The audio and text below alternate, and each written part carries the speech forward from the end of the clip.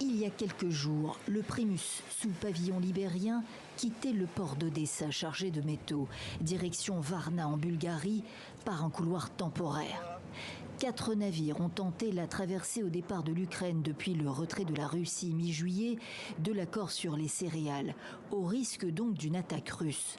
L'exportation maritime sécurisée des céréales ukrainiennes est un enjeu de sécurité alimentaire mondiale qui fait l'objet de tractations intenses sur fond de guerre en Ukraine.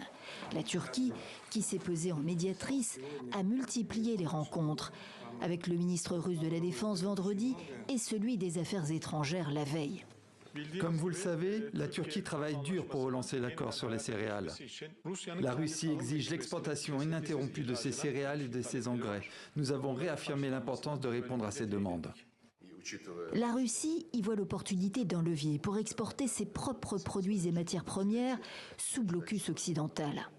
Nous avons discuté de l'initiative du président russe visant à organiser la livraison à la Turquie d'1 million de tonnes de céréales russes à un prix réduit, pour transformation ultérieure dans des entreprises turques et expédition vers les pays les plus nécessiteux du monde. Céréales, engrais, mais aussi gaz naturel, insiste Moscou.